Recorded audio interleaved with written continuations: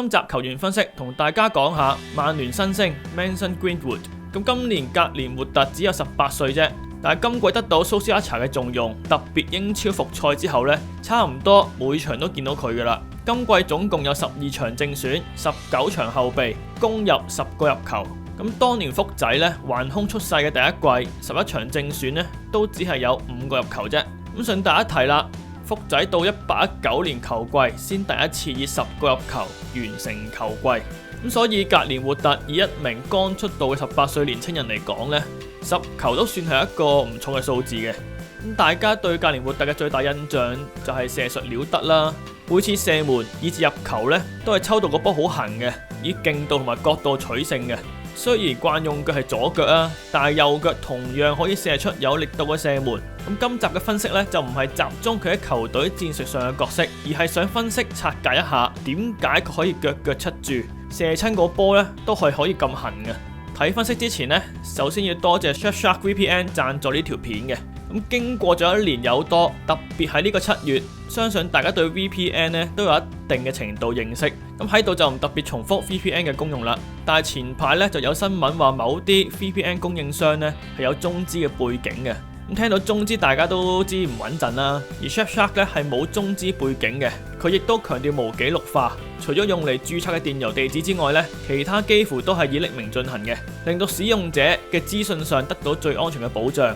Surfshark 仲有獨家嘅 HandLock IS Protection， 當你嘅電郵地址或者密碼遭到洩漏嘅時候呢，會即時通知你。仲有 Blind Search 提供一個私隱度高嘅搜尋環境，冇廣告，亦都唔會搜集你嘅使用習慣等等嘅。咁同埋抗疫期間多咗咁多時間留喺屋企呢，好多人都會選擇煲劇度日。Netflix 咧係好多香港人嘅選擇啦。不過香港版嘅 Netflix 有地區嘅限制，但係如果你用 Surfshark 咧，就可以經 VPN 轉換唔同嘅地區，例如切換美版或者日版嘅 Netflix， 睇啲香港睇唔到嘅劇。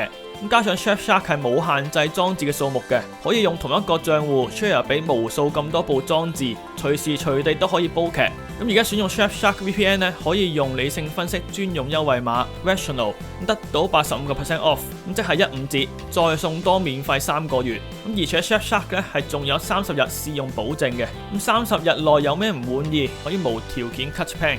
詳情可以睇翻 info box 嘅資料，少少嘅價錢就可以換來大大嘅保障。喺呢個年代呢段嘅時期，香港人係有需要用 VPN 保護自己私隱同埋網絡安全。VPN 雖然唔係無敵，但係絕對好過一啲保護都冇。睇完廣告啦，咁就翻嚟格連活特嘅分析啦。睇翻入球嘅位置圖呢，格連活特嘅入球位置呢，多數喺禁區頂，咁證明佢係好少或者唔擅長攝位嘅，即係好少企喺小禁區附近等波度，咁多數呢都係自己拉出禁區附近尋找空位迎波，咁有空位呢就控一腳擺順再射，亦都代表防守嚴密嘅時候，格連活特較難有空位起腳嘅時候呢，威力會大減，就好似啱啱對韋斯咸同埋對李斯特城一仗咁樣。咁所以格連活特咧要發揮佢嘅射門技術，首先係需要空間。咁點樣可以為自己製造空間呢？最簡單就係當然自己觀察球場上有咩空位啦，然後迎波啦。所以要做咧都係要預測敵人嘅動向，提前觀察敵人嘅位置，預先調整好身體嘅姿勢，利用身體做屏障，令皮球咧可以遠離敵人，自然有更多嘅時間去控制皮球啦。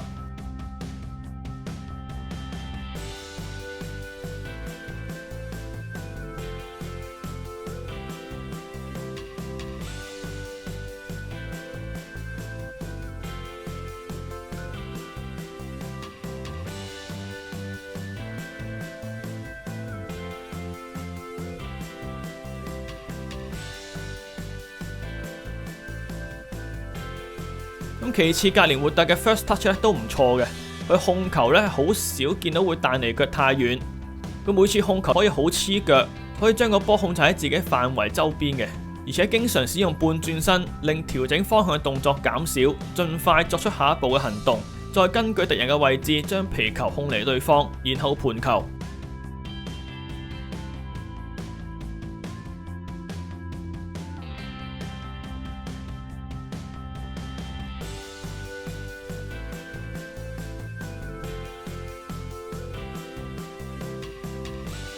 而且個盤球嘅時候呢，個波都係好貼腳嘅，即係可以隨時改變方向。特別佢啲插花呢，雖然唔係好快，但係個波係非常貼近身體嘅。可以睇定對手嘅動作先決定盤球嘅方向。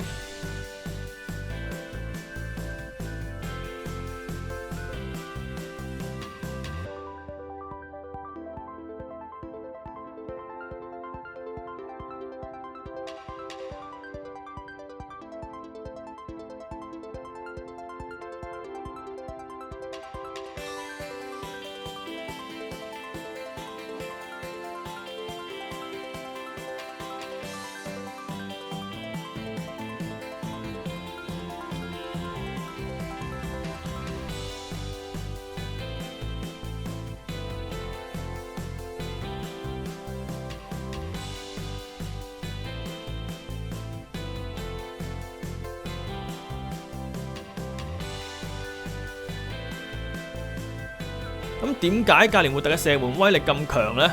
咁我觀察咗佢嘅入球之後呢，就發現佢控球同預備嘅動作係做得好好嘅。大家踢開波應該知㗎啦，射波前都會推橫少少，係一個標準嘅動作啦。因為個波離身體大約1步半嘅距離呢，係最適合拉弓嘅距離。呢啲係有人體工學嘅根據嘅。咁而格連活特嘅 first touch 控球呢係非常貼腳，永遠可以第一下就控喺自己容易控制嘅範圍之內。大約離身體1步半嘅範圍，就唔需要再做多元嘅動作去調校位置，去撬翻順隻腳去射，就可以用最舒服嘅姿勢拉弓鎖實腳腕射門。咁全程控球到射門呢，只係用2-3腳就完成。咁唔知大家以前有冇玩過 Virtual Tennis 啦？你係需要預測對手打向邊邊，越早去落點撳實擊球掣預備呢，打出嚟嘅波呢，精準度越高嘅，球速亦都越快。所以道理係一樣嘅，你嘅預備動作做得好，將個波控喺約1步半嘅距離，出腳舒服嘅位置，唔需要做多元動作去調整嘅時候，精準度呢自然會高。所以格連活特就因為經常可以控喺1步半嘅範圍之內，左腳一控，右腳一踏，左腳拉弓，非常順腳。咁加上右腳都射得呢，基本上喺射程範圍之內有空位，俾佢控好個波呢，就非常危險噶啦。當然，以上呢啲全部都好講求基本功啦，唔係啲咩複雜嘅技巧嚟嘅。控好控離嘅身體少少，bang埋去。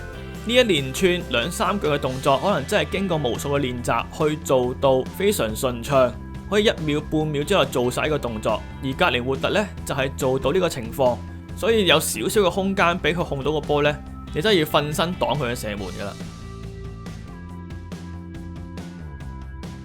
但係同時，空間呢都係容易被針對嘅地方，咁只要貼身啲防守，唔俾佢咁容易控定個波，或者逼佢背向球門，咁佢嘅威力呢就會大減噶啦。咁始終佢嘅個人突破能力呢都唔算太高嘅，暫時所見呢都係偏向同隊友配合較多。咁身形呢亦都係大部分年輕球員所面對嘅問題啦，特別佢咁需要空間呢，一俾人逼、俾人撞呢，就好容易失控球。所以頭先點解成日講佢 one touch 遠離敵人呢？就係為咗避免身體碰撞，但係都容易被敵人逼到翻後邊嘅。而且其他時間呢都太慣用左腳啦，始終左腳球員打右邊呢，下意識都係用咗左腳控嘅。一用左腳控呢，身體就好自然就會向中間，唔會向右邊噶啦，咁就少咗向右邊推落底嘅選擇。咁格連活特呢喺右路控球嘅時候呢，大約90% 呢都係控翻入中路嘅。明明佢射波用右腳都好純熟，但係唔知點解咧，平時就好少見佢用右腳嘅，好少見佢喺邊度用右腳突破。咁有右腳嘅底子之下咧，練多啲應該都好快可以習慣右腳嘅。不過前提係咪真係要改造佢踢右翼鋒先？佢喺呢個年紀就開始要定型，佢係翼鋒啦，定係正前鋒噶啦。如果唔係咧，就會好似馬斯亞同埋福仔咁兩頭唔到岸噶啦。